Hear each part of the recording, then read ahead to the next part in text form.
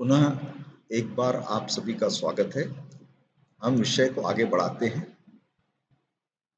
अध्यात्म विद्या अंतर जगत की पहचान के लिए एक विद्या का विकास हुआ। इस विद्या का नाम है अध्यात्म विद्या।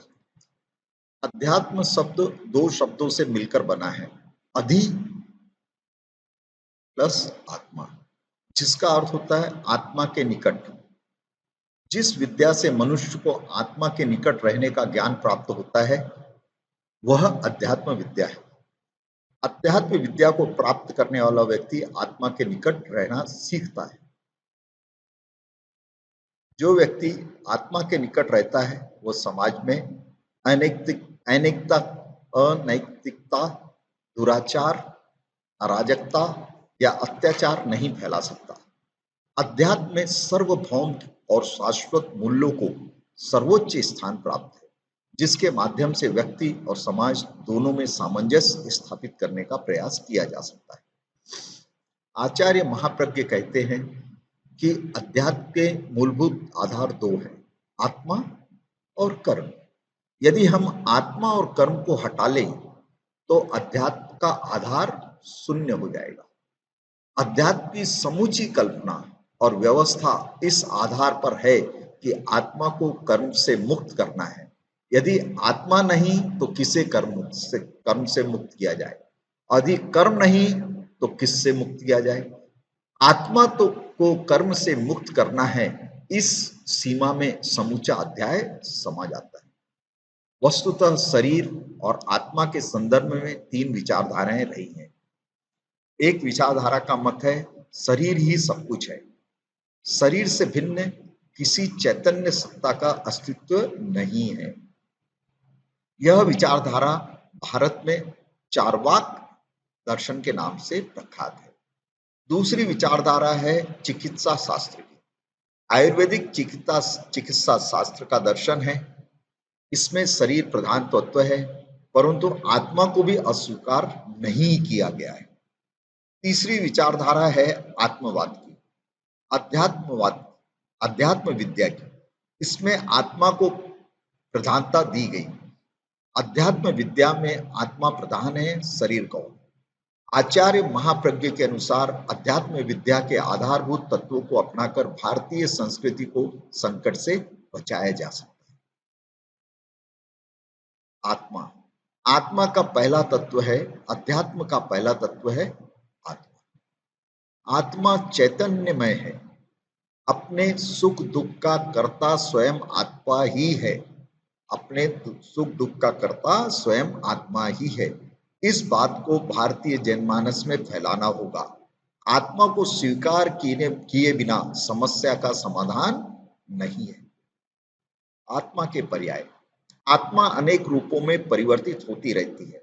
वह कभी मनुष्य बनती है, कभी देव, कभी पशु, पक्षी, वनस्पति आदि आदि। ये नाना रूप आत्मा की अवस्थाएं हैं। आत्मा की इन विभिन्न अवस्थाओं को जानना और उसके निवारण का प्रयास करना अध्यात्म विद्या का एक प्रमुख तत्व है। पुनर्जन्म, अध्यात्म विद्या का तीसरा तत्व है पुनर्जन्म। आत्मा थी, आत्मा है और आत्मा रहेगी। मनुष्य जन्म लेता है और मरता है, पर आत्मा नहीं मरती। उसका पुनर्जन्म होता है, मरने के बाद फिर से जन्म होता है। कर्म, आध्यात्मिकता का चौथा तत्व है कर्म। परिवर्तन का एक नियम है कर्म। जो परिवर्तन हो रहा है वो क्यों हो रहा है? एक आत्मा कभी मनुष्य और पशु, कभी पशु क्यों बन रही?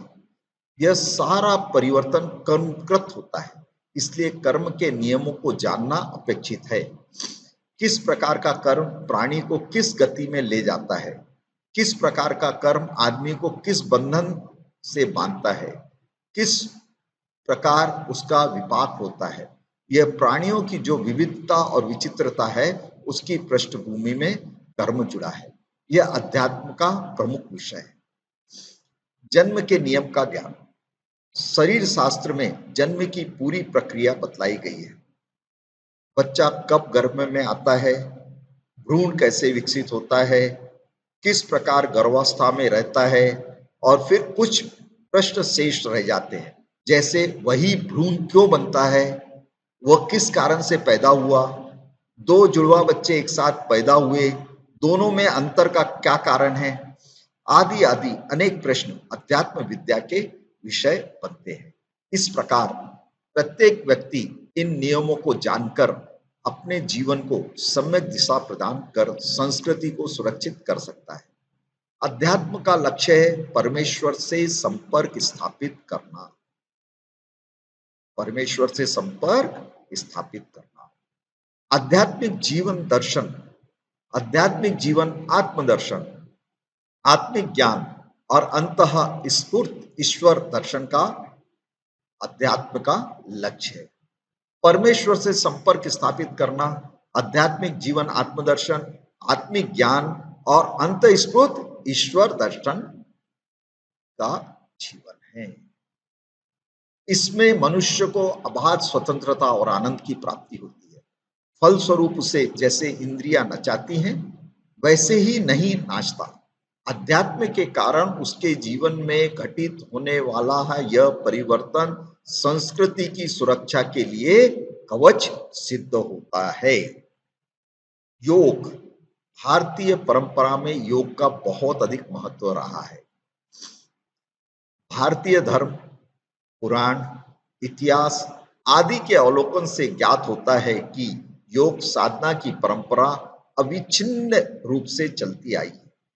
उपनिषद में जहां योग को ब्रह्म के साथ साक्षात कराने वाली क्रिया के रूप में स्वीकार किया गया है, वही गीता में समत्वम योग मुच्यते, योग योगः कर्मसु कौशलम आदि वाक्यों से योग का स्वरूप दर्शाया गया है।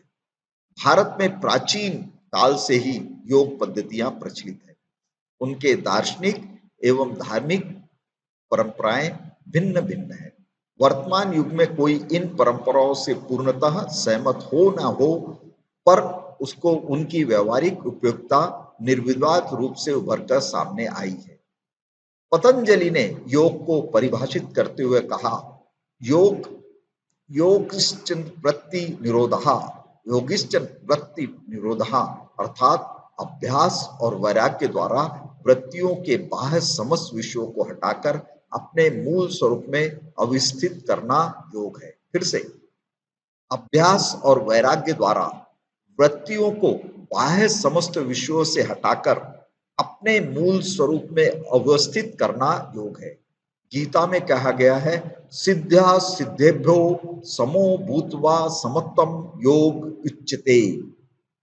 दुख, सुख, लाभ, अलाभ, शत्रु, मित्र, शीत और उष्ण आदि द्वंद्वों में सर्वत्र संभाव रखना योग है। वस्तुतः योग परम तत्व की प्राप्ति है। उसके लिए अनेक साधनों का उपयोग किया जाता है। उन साधनों को भी योग कहा जाता है। पतंजलि ने अष्टांग योग की चर्चा की है। पहला यम, दूसरा नियम, तीसरा आसन, चौथा प्राणायाम, पांचवा प्रत्याहार, छठवां अवधारणा, सातवां ध्यान और आठवां समाधि। अष्टांग योग आध्यात्मिक ज्ञान का मार्ग है। जब व्यक्ति अष्टांग योग में प्रवृत्त होता है, उसकी आंतरिक कलुषता समाप्त होने लगती है, पवित्रता का विकास होता है। कार्ल गुस्ताव युंग विश्लेषणात्मक मनोवैज्ञानिक के अनुसार योग आज के विश्व की गंभीरतम समस्या के हल के लिए आवश्यक एवं उपयोगी है। योग आज के विश्व की गंभीरतम समस्या के हल के लिए आवश्यक एवं उपयोगी है। युंग ने वर्तमान के भीषणतम समस्या के समाधान के लिए भारतीय योग का परीक्षण किए जाने की योग सलाह भी दी है। संस्कृति का शिक्षण एवं परीक्षण। बालकों को संस्कारित किए बिना संस्कृति की सुरक्षा मात्र सपना है। संस्कार यदि ऊंचे होंगे तो संस्कृति अपने आप उन्नत, विकसित और उदित होती चली जाएगी। आज यह भी स्पष्ट हो गया है कि जो जीवन के मूल्य हैं, जो संस्कृति के सार हैं, उन्हें बचपन से ही सीखे एवं सिखाए जा सकते हैं। स्नेह, सौहार्द, सहिष्णुता, सर्वत्र समदर्शिता, सर्वधर्म सम्मान, भाव शुद्धि, कर्तव्य बोध की जागरूकता, सामंजस्य आदि संस्कृति के प्रमुख तत्व हैं। शिक्षा से माध्यम से इन तत्वों को जीवन में स्थापित किया जा सकता है। आज अपेक्षा है शिक्षा के साथ इन मूल्यों का शिक्षण और प्रशिक्षण भी जोड़ा जाए। शिक्षा जीवन के विकास का अपरिहार्य अंग है। अंधविश्वास, सामाजिक रूढ़ियां, अनुचित मान्यताओं और जीवनगत विकृतियों में परिष्कार लाने का माध्यम भी शिक्षा है।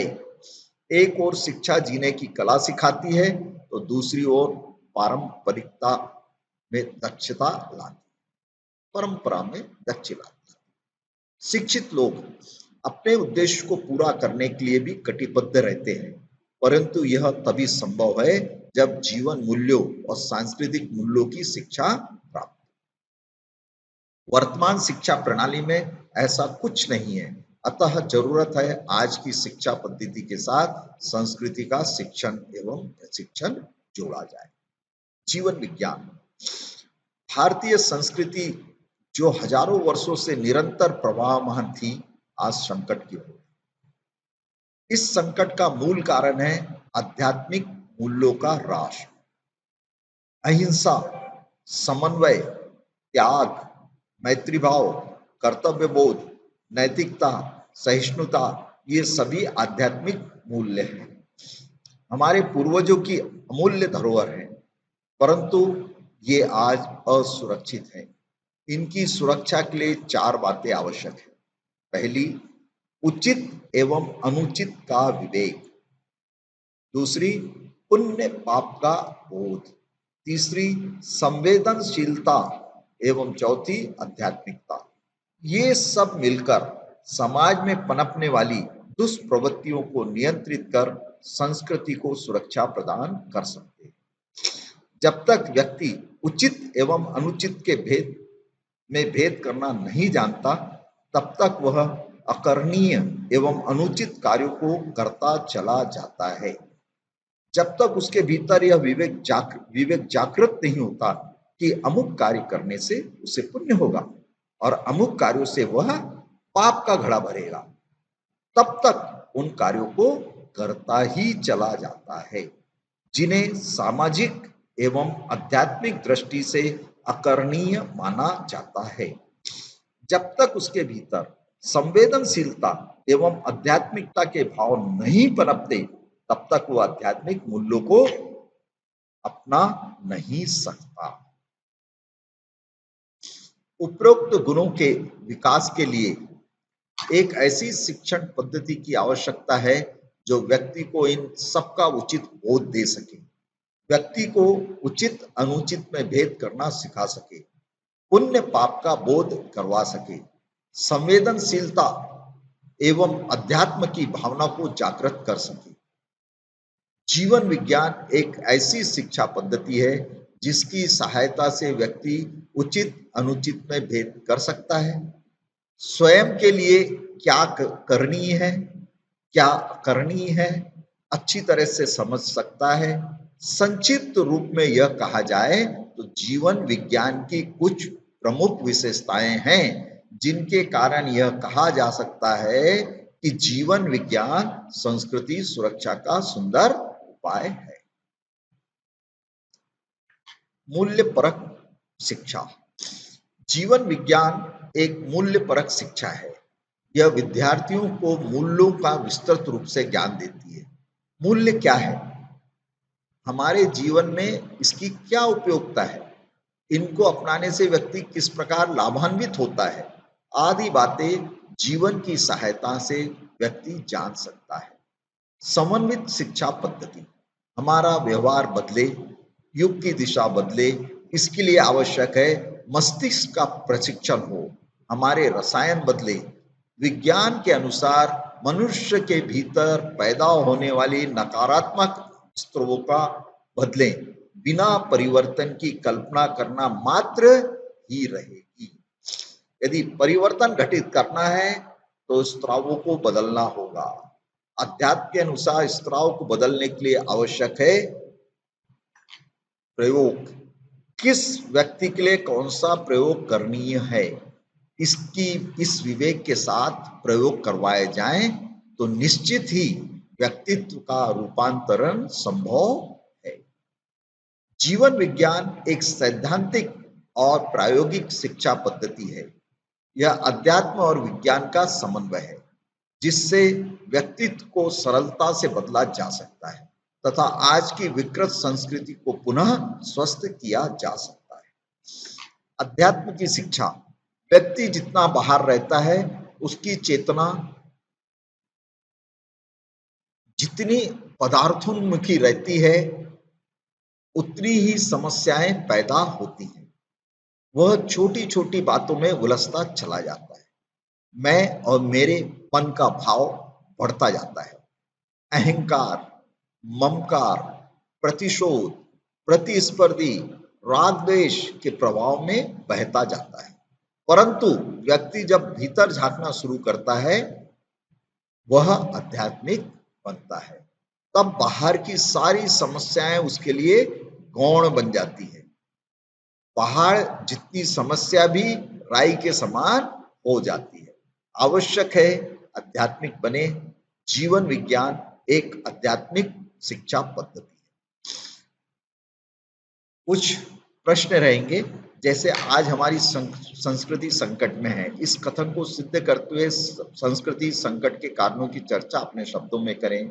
संस्कृति की सुरक्षा के लिए गांधी एवं आचार्य तुलसी द्वारा किए गए प्रयासों पर एक लेख कीजिए। संस्कृत सुरक्षा के लिए जीवन विज्ञान किस तरह उपयोगी बन सकता है, व्याख्या कीजिए। संस्कृति सुरक्षा के लिए अपनी दृष्टि में कौन कौन से तत्व सबसे अधिक महत्वपूर्ण है, अपने विचार प्रस्तुत करें। अध्यात्म का अर्थ बताते हुए संस्कृति सुरक्षा का एक महत्वपूर्ण उपाय है, सिद्ध करें। हम चलते हैं यूनिट नंबर 1 के अब दूसरे पार्ट। इसको हम पहले डिस्कस कर चुके हैं। इसका उद्देश्य है जीवन विज्ञान, उद्भव और विकास। जीवन विज्ञान, उद्भव और विकास। इस यूनिट का प्रमुख उद्देश्य है जीवन विज्ञान, उद्भव और विकास। इस इकाई का अध्ययन करने के बाद आप क्या सीख पाएंगे?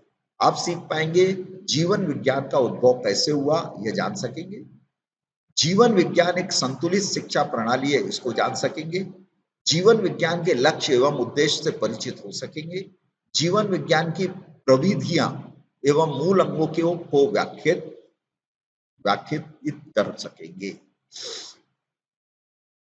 प्रस्तावना। जीवन विकास का मूलभूत साधन है शिक्षा। अज्ञान रूपी अंधकार को हटाने का सर्वोत्तम साधन है शिक्षा। शिक्षा के 2 आयाम हैं, अध्ययन और अभ्यास। अभ्यास पर आज कोई ध्यान नहीं दिया जा रहा है।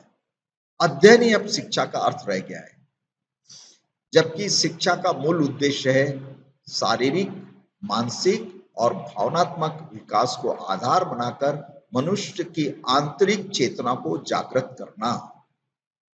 इसी यथार्थ को ध्यान में रखकर उठाया गया एक कदम है जीवन विज्ञान। जीवन विज्ञान क्या है? इसका उद्भव किन परिस्थितियों में किन किन कारणों से हुआ, इसका विवेचन हम इस इकाई में करेंगे। इस इकाई में हम जीवन विज्ञान के लक्ष्य एवं उद्देश्य के साथ साथ उसकी प्रविधियां एवं मूल्य अंगों से भी परिचित हो सकेंगे। इसकी ऐतिहासिक पृष्ठभूमि क्या है? हिंदुस्तान की संस्कृति ऋषि एवं कृषि प्रधान रही है। सदियों से ऋषि, महापुरुष, संत, साधु, महात्मा, परिवारजक आदि महान आत्माएं घूम घूम कर जीवन में अध्यात्म, नैतिकता, करुणा, प्रेम, मैत्री आदि संस्कारों तथा मूल्यों का संप्रेषण और पल्लवन करते आ रहे हैं। इससे व्यक्ति की चेतना का परिष्कार, जीवन मूल्यों का विकास, स्वस्थ समाज के निर्माण का क्रम आगे बढ़ता जा रहा है। इस दृष्टि से जीवन विज्ञान कोई नई बात नहीं है। अतः इसका उद्भव कब हुआ कहना कठिन है। भारत की स्वतंत्रता के बाद इसका उद्भव उद्भव एक नई घटना है। भारत आजादी के पूर्व शत्रुओं के आक्रमण, देश की गुलामी, प्राचीन साहित्य एवं भाषा से दूरी के परिणाम स्वरूप भारतवासियों का अपनी संस्कृति से अपरिचय तथा जीवन के उन्नत मूल्यों से दूरी बढ़ती गई। सहिष्णुता, सह अस्तित्व, सौहार्द एवं प्रेम की जगह असहिष्णुता, सांप्रदायिकता और विद्वेष ने अपना स्थान बनाया। समाज में जीवन मूल्यों के प्रति भारी गिरावट आई। शताब्दियों की परतंत्रता के बाद 15 अगस्त 1947 को भारत आजाद हुआ। हिंदू मुस्लिम दंगे भड़के, लाखों लोग मारे गए, हिंदुस्तान विभक्त हो गया। यहाँ लोकतंत्रीय प्रणाली तो विकसित हुई, पर जातिवाद, अस्पृश्यता, सांप्रदायिकता, भ्रष्टाचार, अप्रामाणिकता, अनुशासनहीनता, पद की लालसा, अनुचित महत्वाकांक्षाएं भी बढ़ती गई। इन समस्याओं से चरित्र विकृत और मानस उत्पीड़न हो रहा था। अनुव्रत आंदोलन प्रथम चरण। तत्कालीन राजनीतिक, सामाजिक एवं धार्मिक परिस्थितियों ने महामना, उदारचेता, कोमल हृदय आचार्य तुलसी की चेतना को झंकृत कर दिया। समस्या के समाधान में आपका विचार बना कि देश में असली आजादी तभी आ सकती है जब चारित्रिक नैतिक उत्थान हो। इसी उद्दत भावना, चिंतन, मनन एवं प्रबल पुरुषार्थ का परिणाम बना अनुव्रत आंदोलन। 12 मार्च 1949 को हुआ यह आंदोलन जीवन मूल्यों के विकास में पहला स्थान बना। अनुव्रत, अनुशासता आचार्य तुलसी ने जन जन तक नैतिकता की आवाज बुलंद की। लगभग 60,000 किलोमीटर की पदयात्रा पूरे भारतवर्ष में की। लाखों लोगों से संपर्क साधा। ग्रामीण की झोपड़ी से लेकर संसद भवन तक अपने विचार पहुंचाए। जीवन मूल्यों के विकास में अहर्निश अथक प्रयास किए। इस प्रकार स्वतंत्रता के बाद अनुव्रत आंदोलन जीवन मूल्यों के विकास का पहला चरण और एक नई घटना है। प्रेक्षा ध्यान। दूसरा चरण। अनुव्रत आंदोलन का मुख्य आधार रहा व्यक्ति की संकल्प शक्ति का जागरण। बहुत सारे व्यक्ति अनुव्रत के नियमों को स्वीकार करते, कुछ लोग प्रतिकूल परिस्थितियों में और अधिक दृढ़ बन जाते हैं, किंतु कुछ लोग चाहकर भी उस परिस्थिति में अड़िग नहीं रह पाते। तब ऐसा अनुभव हुआ कि ऐसे लोगों की संकल्प शक्ति के विकास के लिए प्रायोगिक प्रक्रिया भी जुड़े। अनुव्रत आचार संहिता के सैद्धांतिक उपक्रम के साथ साथ प्रायोगिक प्रक्रिया के रूप में प्रेक्षा ध्यान के प्रयोग विकल्प के रूप में सामने आए। अनुव्रत अनुशासता आचार्य तुलसी की प्रेरणा लेकर युवाचार्य महाप्रज्ञ आचार्य महाप्रज्ञ ने सन 1962 में प्रयोग प्रारंभ किए। 13 वर्ष तक निरंतर दीर्घकालीन अनुसंधान व अन्वेषण से प्रेक्षा ध्यान प्रयोग पद्धति समाज के सामने प्रस्तुत की। इसका नामकरण सन 1975 जयपुर में हुआ। सन 1970 में इसके विधिवत शिविर प्रारंभ हुए। प्रेक्षा ध्यान का सिद्धांत यह है कि दृष्टिकोण बदल सकता है। आदत, स्वभाव और व्यवहार में परिवर्तन हो सकता है। यह तथ्य शिविर काल में और अधिक स्पष्टता से उजागर और प्रमाणित हुआ। वृत्तियों को बदलने के लिए भिन्न भिन्न उपाय निर्दिष्ट किए गए। अनेक व्यक्तियों ने प्रयोग किए, अच्छे परिणाम आए और वे प्रयोग उन वृत्तियों के परिष्कार के लिए निर्दिष्ट किए गए। यह क्रम पहले शिक्षा के साथ नहीं जुड़ा था, जन सामान्य के साथ जुड़ा था। उसमें सफलता मिली और ऐसा लगा कि इसका प्रयोग शिक्षा में नहीं हो सकता, विद्यार्थियों को नहीं बदला जा सकता। समाधान मिला कि बड़े आदमी को बदलने की अपेक्षा छोटे बालकों को बदलना आसान है। चिंतन मंथन चलते चलते इस निष्कर्ष पर पहुंचे कि शिक्षा के क्षेत्र में प्रेक्षा ध्यान का प्रयोग करना चाहिए। फलस्वरूप अनुव्रत के सिद्धांतों प्रेक्षा ध्यान के प्रयोगों से युक्त एक पाठ्यक्रम निर्धारित किया गया और उसे शिक्षा के साथ जोड़ा गया। इस पाठ्यक्रम का नाम दिया गया जीवन विज्ञान। प्रेक्षा ध्यान, प्रेक्षा ध्यान के बारे में हम अधिक जानने की कोशिश करेंगे। प्रेक्षा ध्यान के सिद्धांत से हमने देखा कि जीवन विज्ञान का उद्गम हुआ। जीवन विज्ञान नामकरण, वस्तुतः जीवन विज्ञान नामकरण के पूर्व इस सैद्धांतिक और प्रायोगिक शिक्षा पद्धति को क्या नाम दिया जाए, इस विषय पर बहुत चिंतन चला। नाम की चर्चा और चिंतन में अनेक नाम सामने आए।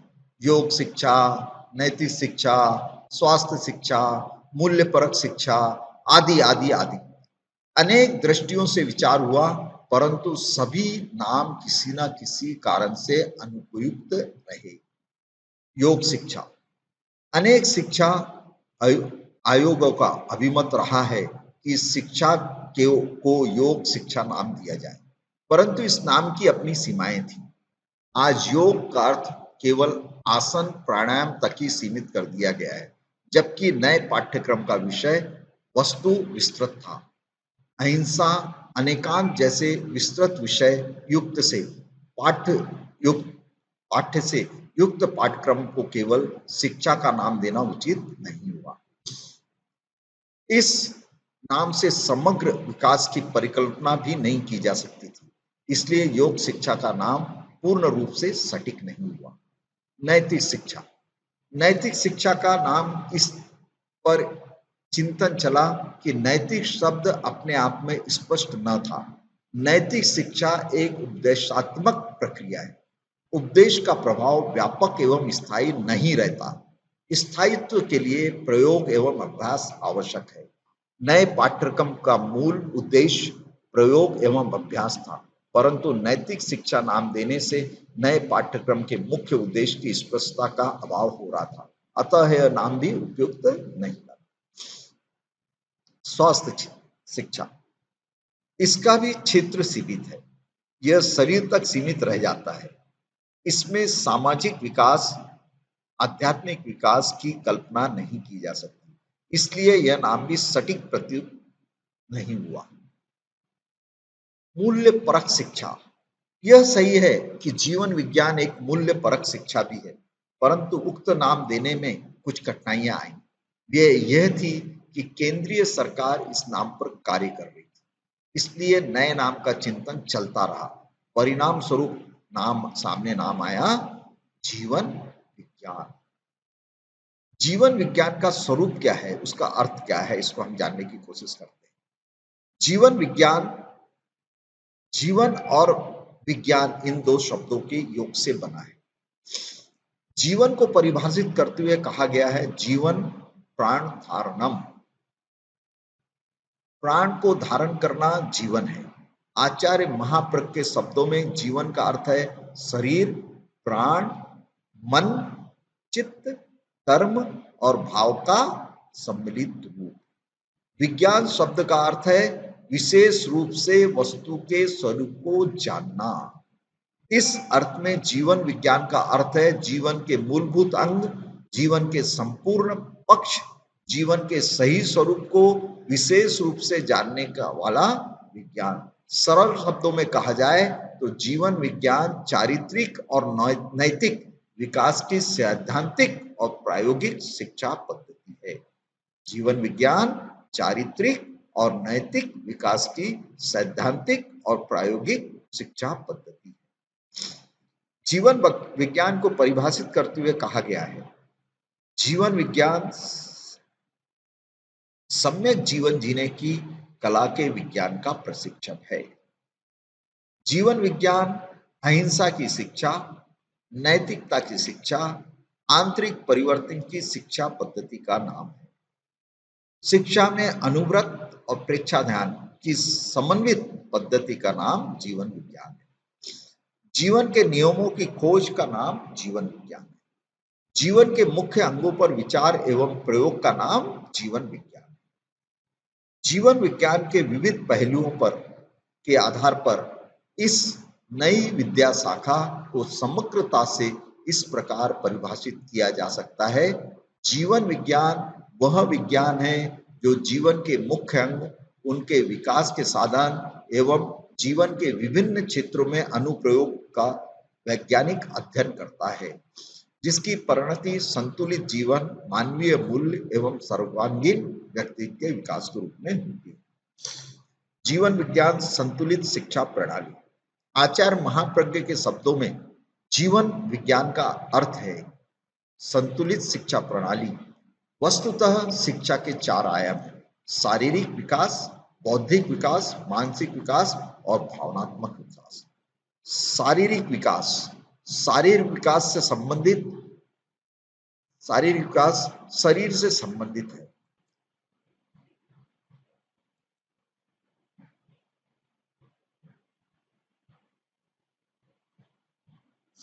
शारीरिक विकास, शारीरिक विकास शरीर से संबंधित है।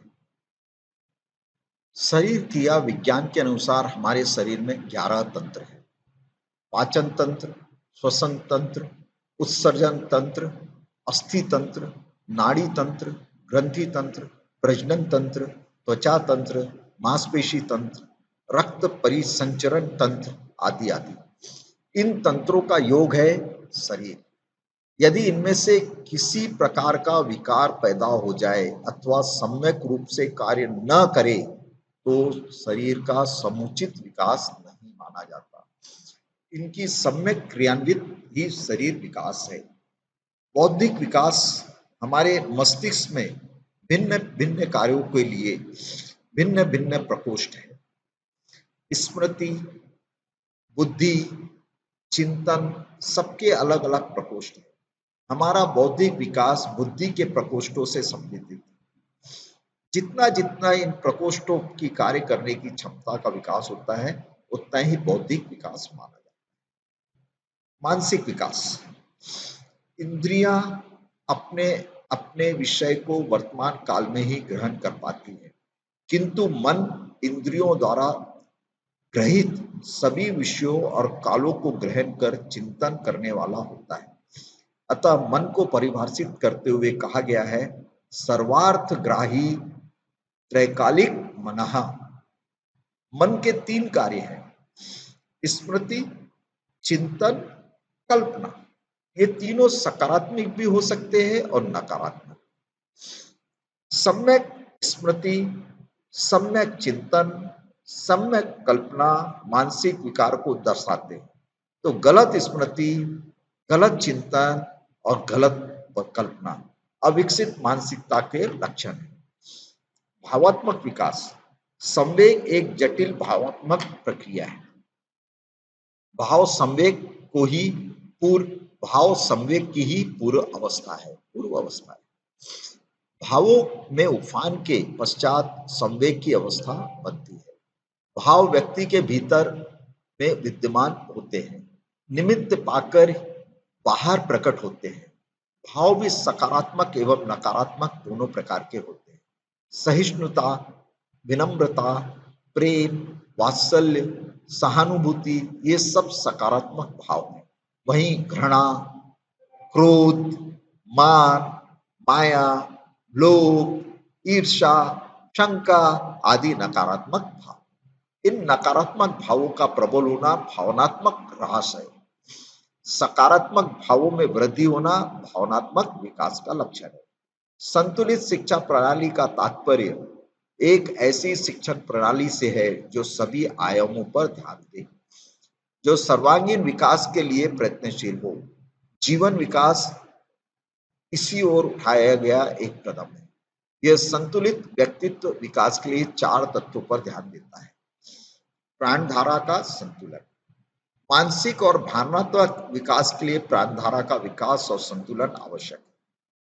कुंडलिनी योग के अनुसार हमारे शरीर में 72,000 या इससे भी कहीं अधिक नाड़ियां हैं, जिनमें प्राण, जीवन शक्ति, प्रेरणाएं तथा अन्य ऊर्जाएं विद्युत तरंगों के समान बहती है तथा शरीर के भिन्न भिन्न कोषों और अंगों को स्वस्थ तथा तालबद्धता को सही सलामत रखती है। इन 72,000 नाड़ियों में भी 3 महत्व की है। ये 3 नाड़ियां है ईड़ा, पिंगला, सुषुम्ना। पिंगला को सूर्य नाड़ी भी कहते हैं तथा ईड़ा को चंद्र नाड़ी भी कहते हैं। ईड़ा और पिंगला इन दोनों का प्राचीन योग शास्त्रीय नाम है। आज की शरीर शास्त्रीय भाषा में इसकी तुलना पैरासिम्पैथिक नर्वस और सिंपैथेटिक नर्वस से की जाती है। जब प्राण एक प्रभाव अधिक सक्रिय होता है, उद्दंडता और उच्चृंखला पनपती है, हिंसक और तोड़फोड़ की वृत्ति बढ़ाती है। यह सारा कार्य दायी प्राणधारा की सक्रियता का परिणाम है। यदि प्राणधारा का बाया प्रवाह सक्रिय होता है तो व्यक्ति में हीन भावता का विकास होता है, भय की वृत्ति होती है, दुर्बलता आती है। दोनों में संतुलन अपेक्षित है। अब दोनों में संतुलन सत्ता है जब संतुलित व्यक्तित्व का निर्माण होता है, तब न हीन भावना पनपती है, न उद्दंडता बढ़ती है, न अनुशासनहीनता आती है और न भय की वृत्ति होती है। जीवन विज्ञान इन दोनों प्राणधारा में संतुलन का प्रयास करता है। जैविक संतुलन आज के मेडिकल साइंस में मस्तिष्कीय खोजों द्वारा यह प्रस्तावित किया गया है कि आदमी के मस्तिष्क का बायां हिस्सा लेफ्ट हेमिस्फीयर स्कूलीय अध्ययन के लिए बहुत उपयोगी है। तर्क, गणित और भाषा का जितना कार्य है यह सारा बाएं हिस्से का कार्य है। आज मस्तिष्क पर उसके कार्य प्रणाली पर प्रतिवर्ष अनेक ग्रंथ प्रकाशित हो रहे हैं। उनमें से अनेक रहस्यों का उद्घाटन हो रहा है। फिर भी यह नहीं कहा जा सकता कि मस्तिष्क की रचना, उसकी कार्य प्रणाली की पूरी जानकारी हो गई है। बहुत अल्प जानकारी हुई है। उसके आधार पर यह कहा जा सकता है कि मस्तिष्क का बायां हिस्सा बौद्धिक विकास के लिए उत्तरदायी है। अध्यात्म, अंश चेतना का विकास, आंतरिक वृत्तियों का विकास, यह सब दाएं मस्तिष्क का काम है। यह इनके विकास और रास के लिए उत्तरदायी है। आज बायां हिस्सा और अधिक सक्रिय हो गया है, दायां हिस्सा सोया रह गया है। संतुलित व्यक्ति के विकास के लिए मस्तिष्क के दोनों हिस्सों का संतुलन जरूरी है। जीवन विज्ञान असंतुलन इस खाई को भरने का प्रयास करता है। क्षमता की आस्था का कारण। क्षमता की आस्था का कारण, क्षमता की आस्था का कारण, क्षमता की आस्था का जागरण। जैन दर्शन के अनुसार प्रत्येक मनुष्य में अनंत ज्ञान होता है, अनंत शक्ति होती है। यह प्राचीन दर्शन की भाषा है। आज का विज्ञान भी इसी भाषा में बोलने लगा है। अभी कुछ वर्ष पहले पूर्व सुपर लर्निंग की प्रणाली विकसित हुई है। डॉक्टर लाम्पनोव ने इस प्रणाली को जन्म दिया। उसका यह सिद्धांत है कि हमारे मस्तिष्क में सीखने की अनंत क्षमता है, उसको विकसित किया जा सकता है। उसने उसके प्रयोग किए। जो बच्चा 5-10 शब्द याद करने में हिचकिचाता था, उसको इस प्रणाली से हजारों शब्द याद करा दिए गए। इस प्रकार विज्ञान भी इस निष्कर्ष पर पहुंचा हुआ है कि हमारे मस्तिष्क में अनंत क्षमताएं हैं, परंतु आदमी उन क्षमताओं का 5-7% ही उपयोग कर पाता है। जो उसका 10% उपयोग करने लग जाता है वो व्यक्ति महान बन जाता है। जो उपयोग नहीं कर पाता उसकी सारी क्षमताएं सोई रह जाती है। जीवन विज्ञान का कार्य विद्यार्थियों में इस आस्था को जागृत करना है कि हमारे भीतर अनंत क्षमताएं हैं और हम उसका उपयोग कर सकते हैं, उनका लाभ उठा सकते हैं। परिष्कार। जीवन विज्ञान का चौथा अर्थ है परिष्कार। यह परिष्कार 3 आयामों में होता है। दृष्टिकोण का परिष्कार, व्यवहार का परिष्कार और भावना का परिष्कार। मिथ्या दृष्टिकोण, मिथ्या व्यवहार और मिथ्या भावना, ये तीनों मनुष्य को पतन की ओर ले जाते हैं। किसी भी राष्ट्र के उत्थान और पतन का इतिहास पढ़ें, किसी भी समाज और व्यक्ति के उत्थान और पतन की कहानी पढ़ें, उसका उसकी गहराई में उपरोक्त 3 बातें मिलेगी। उत्थान के भी 3 कारण हैं, सम्यक दृष्टिकोण, सम्यक व्यवहार और सम्यक भाव। जीवन विज्ञान विद्यार्थी का परिष्कार चाहता है। वो चाहता है कि उसकी दृष्टि बदले, व्यवहार बदले और भावना बदले। वैज्ञानिक खोजों के अनुसार इन सब पर हाइपोथैलेमस और ग्रंथि तंत्र का नियंत्रण है। जीवन विज्ञान ग्रंथि तंत्र के स्रावों को परिष्कार कर दृष्टि, व्यवहार और भाव का परिष्कार करना चाहता है। इसलिए आचार्य महाप्रज्ञ के अनुसार जीवन विज्ञान एक संतुलित शिक्षा प्रणाली है, जिसमें जीवन को संतुलन बनाने के विविध उपाय निर्दिष्ट है। जीवन विज्ञान प्रकृति, प्रकृति का अर्थ है वस्तु का स्वरूप। जीवन विज्ञान की प्रकृति का अर्थ है जीवन विज्ञान क्या है, उसका वस्तु स्वरूप क्या है। जीवन विज्ञान के स्वरूप को जानने के लिए हम निम्नलिखित बिंदुओं का उपयोग कर सकते हैं। नई विद्या शाखा, शिक्षा जगत में विद्या की अनेक शाखाएं, प्राय शाखाओं का उद्देश्य ज्ञान प्रदान करना तथा मानव मात्र की बौद्धिक क्षमता का विकास कर अर्थोपार्जन के योग्य बनाना ही रहा है। परंतु जीवन विज्ञान एक नई विद्या शाखा है। इसका मूल्य लक्ष्य विद्यार्थियों को जीवकोपार्जन के साथ साथ जीने की कला भी सिखाना, जीवन के सिद्धांतों के साथ प्रयोगों से आप्लावित कर उसे जीने का एक नया मार्ग दिखाना है। यह एक ऐसी विद्या शाखा है जिसका प्रयोग चेतना के जागरण के लिए किया जाता है। नैतिक एवं चारित्रिक विकास केवल उपदेशों में संभव नहीं है। इसके लिए आवश्यक है चेतना का स्वरूपांतरण, हृदय परिवर्तन।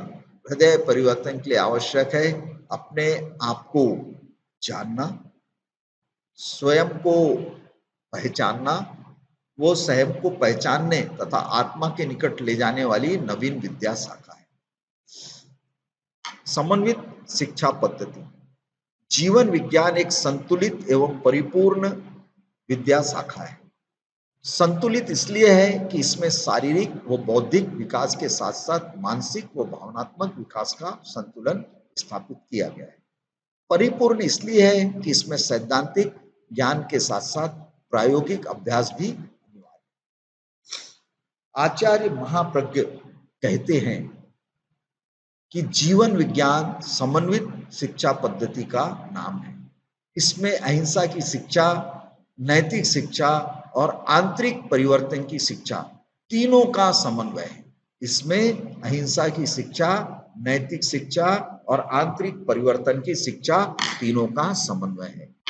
इसे क्षेत्र शिक्षा के क्षेत्र में अनुव्रत और प्रेक्षा ध्यान के समन्वय से विकसित किया गया है। नियमों की खोज, विज्ञान का अर्थ है नियमों की खोज। भौतिक विज्ञान में भौतिक पदार्थों के अध्ययन के द्वारा नियमों की खोज की जाती है। रसायन विज्ञान में रासायनिक पदार्थों के अध्ययन द्वारा नियमों की खोज की जाती है। इसी प्रकार जीवन विज्ञान में जीवन के विभिन्न पक्षों के अध्ययन के द्वारा नियमों की खोज की जाती है, जिससे उसके उपयोग द्वारा जीवन के सभी पक्षों का विकास किया जा सके। जीवन के मुख्य तीन पक्ष हैं, ज्ञानात्मक पक्ष, भावनात्मक पक्ष तथा क्रियात्मक पक्ष। इस संदर्भ में जीवन विज्ञान के मुख्य तीन लक्ष्य हैं। पहला, जीवन के उन नियमों की खोज जिनसे इन पक्षों का परिष्कार किया जा सके। दूसरा, जीवन में उन नियमों की खोज जिसमें भावनात्मक विकास और बौद्धिक विकास में संतुलन स्थापित किया जा सके। जीवन के उन नियमों की खोज जिनसे प्रज्ञा को, अंतःकरण को शुद्ध चेतना से को जगाया जा सके, अचेतन मन को परिष्कृत किया जा सके। प्रयोगात्मक सिद्ध विज्ञान, आचार्य महाप्रज्ञ के अनुसार जीवन विज्ञान के मुख्य 7 अंग हैं: शरीर, श्वास, प्राण, मन, भाव, कर्म, चित्त। इन 7 अंगों की समिष्टि का नाम जीवन है। स्वस्थ जीवन जीने के लिए इन 7 अंगों के विकास पर ध्यान देना बहुत जरूरी है। फिर से मैं एक बार रिपीट कर रहा हूं, कौन से 7 अंग? शरीर, श्वास, प्राण, मन, भाव, कर्म और चित्त। जीवन जीने के लिए इन सातों अंगों के विकास पर ध्यान देना जरूरी है। जीवन विज्ञान में इन सातों अंगों पर प्रेक्षा ध्यान के प्रयोग निर्धारित किए गए।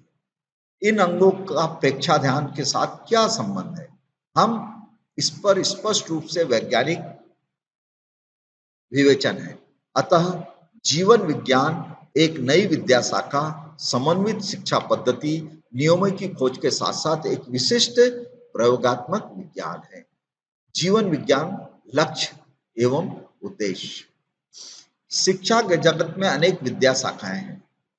जब जब नए नए प्रश्न, जिज्ञासाएं एवं समस्याएं उभरती है, तब तब उन्हीं जिज्ञासा एवं समस्या समाधान के संदर्भ में नई नई विद्या शाखाएं उभरती।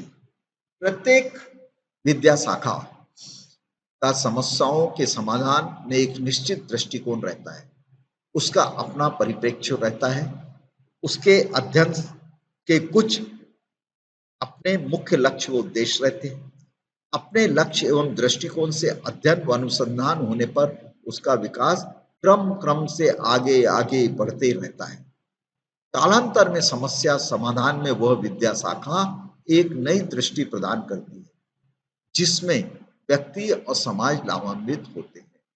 जीवन विज्ञान एक नई विद्या शाखा है, उसके भी अपने लक्ष्य एवं उद्देश्य। लक्ष्य, कौन से लक्ष्य? पहला, जीवन के परिष्कार द्वारा आध्यात्मिक वैज्ञानिक व्यक्तित्व का निर्माण करना। व्यक्तित्व, ऐसे जीवन के परिष्कार द्वारा आध्यात्मिक वैज्ञानिक व्यक्तित्व का निर्माण करना।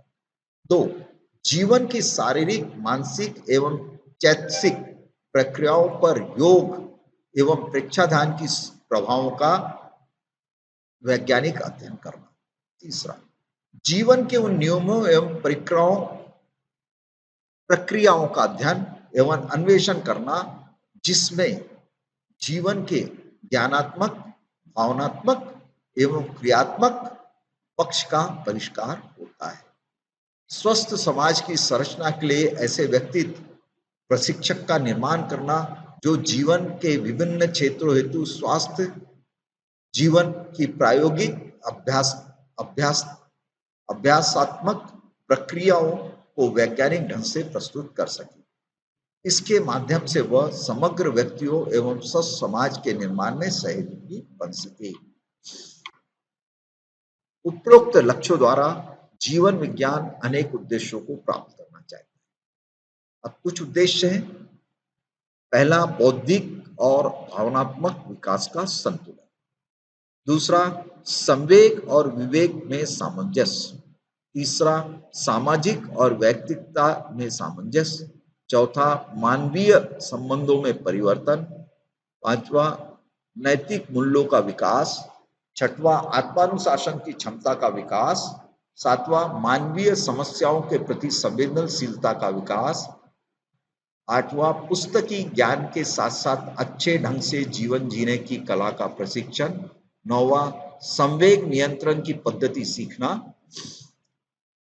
10वां, सामाजिक व्यवहार को निश्चल एवं मैत्रीपूर्ण बनाना। 11वां, मादक वस्तुओं के सेवन से मुक्ति दिलाना। 12, जीवन की समस्याओं के समाधान एवं खोज एवं स्वस्थ जीवन जीने का मार्ग प्रशस्त करना। 13, जीवन स्वयं की शक्तियों से, स्वयं को शक्तियों से परिचय कराना एवं उपयोग करने वालों में दक्ष बनना। निम्नलिखित प्रश्नों के हमें उत्तर कुछ खोजना पड़ेगा। जीवन विज्ञान का उद्भव कैसे, किन परिस्थितियों में, एक लेख लिखना है। जीवन विज्ञान के नामकरण की चर्चा करते हुए इसका अर्थ एवं परिभाषा पर प्रकाश डालना है। जीवन विज्ञान एक संतुलित शिक्षा प्रणाली है। क्या आप इस कथन से सहमत हैं? हैं तो स्पष्ट करें और नहीं है तो आप इससे स्पष्ट करें। सर्वांगीण विकास को स्पष्ट करते हुए जीवन विज्ञान की प्रकृति पर प्रकाश डालना है। अब हम चलते हैं नेक्स्ट, जो हमें जीवन विज्ञान के अंतर्गत पढ़ना है, प्रविधियां। किसी भी व्यक्ति, परिवार समाज एवं राष्ट्र के पतन का मुख्य कारण है मिथ्या दृष्टिकोण, असद व्यवहार एवं असत भावना। ये तीनों कारण व्यक्ति से लेकर राष्ट्र तक के किसी को भी किसी भी स्तर पर गिरा सकते हैं। वही व्यक्ति से लेकर राष्ट्र उत्थान के लिए भी तीन बातें, सम्यक दृष्टिकोण, सम्यक व्यवहार एवं सम्यक भावना की आवश्यकता होती है। इसलिए जीवन विज्ञान ने छात्रों के दृष्टिकोण परिवर्तन, व्यवहार परिवर्तन एवं भाव परिवर्तन पर ज्यादा ध्यान दिया है। इस परिवर्तन से ही छात्रों का शारीरिक, मानसिक, बौद्धिक एवं भावनात्मक विकास संभव है। उक्त परिवर्तन एवं विकास के लिए जीवन विज्ञान ने जिन मूल तत्वों को अपनाया है उसे प्रविधियां कहा जाता है। जीवन विज्ञान में अनेकांत, अहिंसा, अनुव्रत एवं प्रेक्षाधान आदि 4 विधियां साधन है जिनके द्वारा छात्रों में परिवर्तन लाने का प्रयास किया जाता है। कौन सी पद्धतियां? 4 जिनके द्वारा जीवन में परिवर्तन लाने का प्रयास किया जाता है। अनेकांत, अहिंसा, अनुव्रत एवं प्रेक्षाधान। अनेकांत हमारे जीवन सुख दुख आदि विरोधी युगलों के आधार पर चलता है। यदि विरोधी युगल समाप्त हो जाए तो हमारा जीवन भी समाप्त हो जाएगा। अनेकांत इस सत्य को प्रकट करता है कि वस्तु की को समग्रता के दृष्टिकोण को स्वीकार करते हुए आगे बढ़ता है।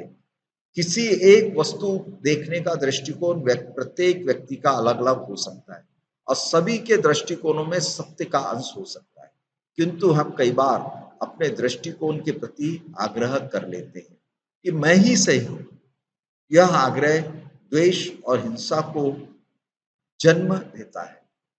दूसरों के दृष्टिकोण को सहानुभूति के साथ समझने के लिए दूसरों के दृष्टिकोण को सहानुभूति के साथ समझने के प्रयास से परस्पर सम्मान, सौहार्द, प्रेम आदि का विकास होता है।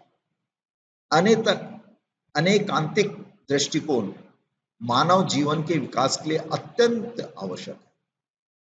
विद्यार्थी का दृष्टिकोण प्रारंभ से ही व्यापक एवं उदार बने, इस दृष्टि से जीवन विज्ञान के पाठ्यक्रम में अनेकांत को महत्वपूर्ण स्थान दिया गया है।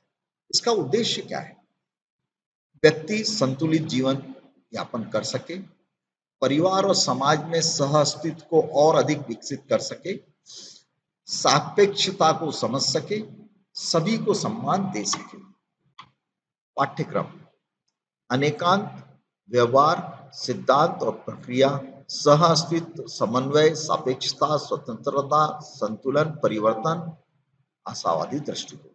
सैद्धांतिक शिक्षण विधि कैसे रहेगी? पहली सैद्धांतिक, व्याख्यान, परिचर्चा, वाद विवाद के रूप में। प्रायोगिक कायोत्सर्ग, अनुप्रेक्षा, समन्वय, सहिष्णुता। अहिंसा समस्या का समाधान भय था या हिंसा के द्वारा ही हो सकता है, यह विश्वास कुछ समय पहले तक अधिकांश लोगों के मन में था। लेकिन हिंसा के साधन पत्थर से परमाणु बम तक हो जाने के बाद भी जब मनुष्य को शांति नहीं मिली, तब उसे लगने लगा कि समस्या का समाधान हिंसा नहीं है, बल्कि हिंसा से और अधिक समस्याओं का जन्म हुआ है। आज हिंसा के साधनों के विकास में अधिकांश देशों में इतना ज्यादा खर्च हो रहा है कि वो अपने देश की गरीबी, शिक्षा, चिकित्सा जैसे महत्वपूर्ण क्षेत्रों की तरफ पूरा ध्यान ही नहीं दे पा रहे हैं। अतः विद्यार्थियों में प्रारंभ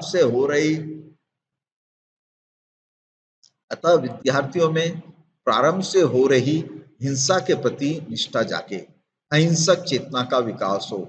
इस दृष्टि से जीवन विज्ञान इसे अपनी प्रविधि के रूप में स्वीकार किया है।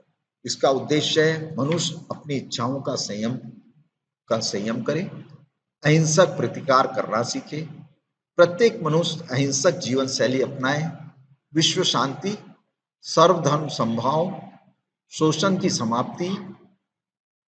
इस पाठ्यक्रम में अहिंसक समाज की संरचना, विधि एवं निष्पत्तियां, विभिन्न धर्मों दर्शनों में अहिंसा का स्वरूप, अहिंसा का व्यवहार, अहिंसा का प्रशिक्षण आधार एवं स्वरूप, अहिंसक व्यक्तित्व का निर्माण, अहिंसक व्यवहार की प्रक्रिया और लाभ। शिक्षण विधि, व्याख्यान विधि, वाद, वाद विवाद, परिचर्चा, प्रायोगिक में आसन, प्राणायाम, कायस्वर्ग आदि, अनुप्रेक्षा में आत्म संयम, अहिंसा, सांप्रदायिक एकता, मानवीय एकता, रुजुता। अनुव्रत, एक समय था जब मनुष्य नैतिक अधिक था, उसमें बुराइयां कम थी, उसके मन में दुर्बलताएं नहीं थी, इसलिए पूरे समाज में मूल्यों से संबंधित कोई आंदोलन नहीं था। गुरु एवं साधु संतों की वाणी को प्रहा व्यक्ति भगवान की वाणी मानकर उसका पूरा पालन करते थे। सने सने इन सब में शिथिलता आने लगी। आजादी के पश्चात तो देशवासियों की स्थिति सुधरने की बजाय और खराब हो गई। धर्म के नाम पर दंगे और अधिक होने लगे। नैतिक मूल्यों के प्रति अनास्था का भाव पैदा होने लगा, इसलिए नैतिक आंदोलन की आवश्यकता बढ़ गई। नैतिकता के पुनर्जागरण हेतु आचार्य तुलसी ने अनुव्रतों का सूत्रपात किया। गणाधिपति श्री तुलसी द्वारा चलाए गए इस अनुव्रत आंदोलन को जनमानस का काफी समर्थन मिला। अनुव्रत आंदोलन जनता ने बहुत लोकप्रिय हुआ। विश्वविद्यालयों में भी नैतिक मूल्यों के प्रति जागरूकता एवं प्रतिबद्धता बढ़े, इस दृष्टि से इसको शैक्षणिक पाठ्यक्रम में दिया गया। इसका उद्देश्य था व्रत द्वारा सामाजिक समस्याओं का समाधान। दूसरा, समाज में नैतिक मूल्यों की स्थापना। तीसरा, सामाजिक बुराइयों को समाप्त करना। चौथा, पर्यावरण की सुरक्षा। पांचवा, व्यसन मुक्त जीवन जीने के लिए प्रेरित करना। छठवां, स्वस्थ राजनीति। सातवां, व्यवसाय की प्रामाणिकता। आठवां, छात्रों का चारित्रिक विकास। पाठ्यक्रम, अनुव्रत का स्वरूप, अनुव्रत आंदोलन, अनुव्रत नियमों की विवेचना, नशा मुक्ति आदि। शिक्षण विधि, सैद्धांतिक, इसमें व्याख्यान रहेगा, व्याख्यान विधि, वाद विवाद, परिचर्चा, कहानी। प्रायोगिक, आसन, प्राणायाम, दीर्घ श्वास, चैतन्य प्रेक्षा, लेखा ध्यान, अनुप्रेक्षा, चित्र प्रदर्शनी, रैली, संकल्प पत्र, भरवाना आदि आदि। प्रेक्षा ध्यान, प्रेक्षा ध्यान जीवन विज्ञान का प्रायोगिक आधार है। जीवन विज्ञान अपने उद्देश्यों को प्रेक्षा ध्यान के प्रयोगों के माध्यम से ही प्राप्त करता है। अनेकांत, अहिंसा और अनुव्रत जीवन विज्ञान के सैद्धांतिक पक्ष है तथा प्रेक्षा ध्यान जीवन विज्ञान का प्रायोगिक पक्ष है। इसके मुख्य अंग कायोत्सर्ग, अंतरयात्रा, स्वाद प्रेक्षा, शरीर प्रेक्षा, चैतन्य केंद्र प्रेक्षा, लेशा ध्यान, अनुप्रेक्षा एवं भावना तथा सहायक अंग ध्वनि, मुद्रा, आसन एवं प्राणायाम है। विशिष्ट अंगों में अनिमेष प्रेक्षा, वर्तमान क्षण की प्रेक्षा एवं विचार प्रेक्षा है। उपरोक्त सभी अंगों का शरीर तथा मन पर पड़ने वाले प्रभावों को जांचा जा सकता है। इसका उद्देश्य होता है चित्त की शुद्धि, मूल्यों की स्थापना करना, प्रज्ञा का जागरण करना, आंतरिक क्षमताओं को जगाना, भौतिकता से आध्यात्मिकता की तरफ ले जाना, आध्यात्मिक वैज्ञानिक व्यक्तित्व का निर्माण करना। पाठ्यक्रम में रहेगा प्रेक्षा ध्यान के सभी अंगों का आध्यात्मिक वैज्ञानिक दृष्टिकोण, विभिन्न क्षेत्रों में उसकी उपयोगिता, और शिक्षण विधि रहेगी सैद्धांतिक में व्याख्यान विधि, प्रदर्शन विधि, प्रायोगिक में रहेगा ध्यान के प्रयोग, आसन, प्राणायाम, शरीर पर पड़ने वाले भावों को शरीर पर पड़ने वाले प्रभावों को उपकरण द्वारा जांचने के प्रयोग, मनोवैज्ञानिक प्रयोग। जीवन विज्ञान मूल अंग। बहुत बार लोगों के मन में यह प्रश्न उठता है कि जीवन क्या है, परंतु इसका कोई एक उत्तर नहीं हो सकता। भिन्न भिन्न व्यक्तियों ने भिन्न भिन्न प्रकार से इसे परिभाषित किया है। कोई कहता है जीवन एक संघर्ष है, कोई कहता है जीवन एक लक्ष्य है, जीवन पर एक अवसर है, जीवन एक यात्रा है, जीवन एक खेल है। इस प्रकार अनेक परिभाषाएं सामने आती हैं।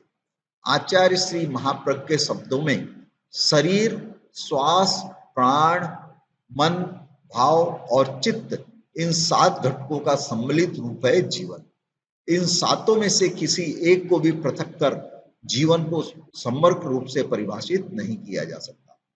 व्यक्ति जीवन जीता है, केवल जीना उसका लक्ष्य नहीं है, अपितु प्रत्येक व्यक्ति एक अच्छा और सुखमय जीवन जीना चाहिए। सुखमय जीवन जीने के लिए 7 अंगों को प्रशिक्षित करना जरूरी है, क्योंकि इनके प्रशिक्षित न करने पर यह हमारे सुखमय जीवन के बाधक भी बन सकते हैं। जीवन विज्ञान में इन 7 को प्रशिक्षित करने के महत्वपूर्ण उद्देश्य निर्दिष्ट है। शरीर जीवन का पहला घटक तत्व है। शरीर को परिभाषित करते हुए कहा गया है, सुख दुखानुभव साधनम शरीरम। जो सुख और दुख के अनुभव का साधन है वो शरीर है। मनुष्य का शरीर बहुत रहस्यमय है, इसमें अनेक रहस्य छिपे हुए हैं। शरीर क्रिया विज्ञान ने अनेक रहस्यों को प्रकट भी किया है, फिर भी बहुत कुछ छिपा हुआ है। जीवन विज्ञान के संदर्भ में शरीर को पढ़ना हो तो पढ़ने का दृष्टिकोण बदल ही जाता है। हमारे शरीर में कुछ ऐसे केंद्र हैं जहां चेतना सघन रूप में केंद्रित है।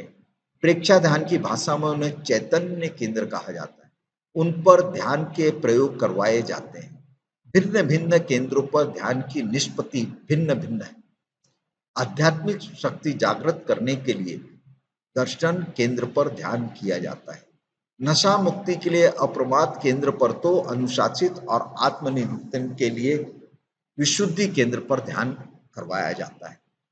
प्रेक्षा ध्यान के संदर्भ में शरीर को पढ़ने से भी यह भी समझ में आता है कि भावनात्मक परिवर्तन के केंद्र कहाँ कहाँ हैं और उन्हें प्रयोगों द्वारा कैसे परिवर्तित किया जा सकता है। वस्तुतः शरीर के मुख्य 10 तंत्र हैं।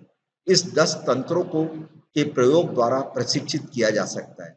एक व्यक्ति के जीवन में हिंसा, सांप्रदायिकता, उत्तेजना, शांति, कला आदि की महत्वपूर्ण भूमिका होती है। इन सब के लिए केवल मन और भाव ही उत्तरदायी है नहीं होते, शरीर भी उत्तरदायी होता है। अतः एक स्वस्थ जीवन जीने के लिए शरीर को प्रशिक्षित करना बहुत जरूरी है। इसी दृष्टि से जीवन विज्ञान ने शरीर को प्रशिक्षित करना पड़ता है और उसको प्रशिक्षित करना पहला कर्तव्य माना है। फलतः इससे शारीरिक प्रशिक्षण के निम्न साधन निर्दिष्ट है। आसन, यौगिक क्रियाएं, कायस्वर्ग, शरीर प्रेक्षा, अनुप्रेक्षा, झुकाव और संकल्प का प्रयोग। अब हम अगले अपने वीडियो में देखेंगे, श्वास, प्राण आदि के बारे में जानने की कोशिश करेंगे। इसके साथ ही मैं इसको यहीं पर ही समाप्त करता हूँ। सभी को सादर जय जिनेंद्र।